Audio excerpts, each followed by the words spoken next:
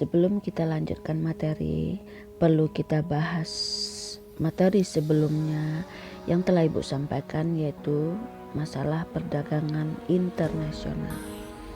Istilah dari perdagangan internasional ini yaitu perdagangan antara dua negara atau lebih atau beberapa negara. Nah, di dalam perdagangan internasional ini sering kita mendengar kata-kata ekspor dan impor. Adapun tujuan perdagangan internasional seperti yang telah kita ketahui bahwa perdagangan antara dua negara atau lebih ini tujuannya adalah untuk memenuhi kebutuhan negara dan juga mencari keuntungan devisa buat negara mereka. Dan manfaat dari perdagangan internasional yang pertama untuk memenuhi kebutuhan negara tersebut, di mana antar pelaku dari negara akan melakukan transaksi jual beli untuk mendapatkan keuntungan khusus buat negara mereka. Yang kedua, memperluas pasar dan transfer ilmu. Dalam perdagangan internasional ini, masing-masing negara yang tadinya mereka buta akan teknologi dan imtek, dengan bekerja sama dan melihat perkembangan negara-negara lain melalui perdagangan, mereka pun akan ikut meniru cara-cara negara tersebut melakukan perdagangan dengan cara yang modern dan berteknologi. Terus selanjutnya untuk memakmurkan masyarakat dan membuka lapangan kerja.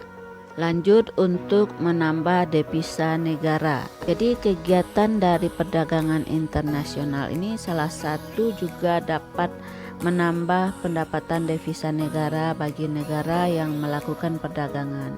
Dengan masuknya banyak uang ke dalam negara mereka, otomatis mereka akan bisa mencegah terjadinya krisis ekonomi dan mengatasi masalah perekonomian di negara mereka. Selanjutnya, efisiensi produksi, di mana dengan melakukan perdagangan otomatis negara mereka akan memperoleh keuntungan. Selanjutnya, faktor pendukung perdagangan internasional ini salah satunya karena sebuah negara tidak mampu memenuhi kebutuhan dalam negeri mereka. Jadi mereka perlu melakukan perdagangan internasional. Nah, lanjut karena perbedaan sumber daya alam. Misalnya daerah Indonesia kebanyakan palawija, kekurangan teknologi, maka kita bisa mengimpor teknologi dari Eropa dan bangsa Eropa akan mengimpor palawija dari Indonesia. Terus perbedaan iklim, di mana pada masing-masing negara itu iklimnya tidak akan sama.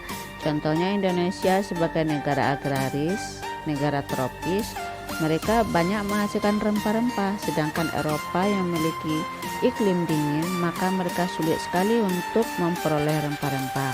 Dalam hal seperti ini maka akan terjadi perdagangan internasional. Lanjut, karena keinginan mereka untuk memperoleh keuntungan dan memperluas areal perdagangan. Terus karena produk berlebih, ada negara yang kelebihan sumber daya, kelebihan barang dan jasa, maka mereka akan melakukan perdagangan internasional. Cukup sampai di sini. Materi selanjutnya bisa kamu lihat di buku. Assalamualaikum warahmatullahi wabarakatuh.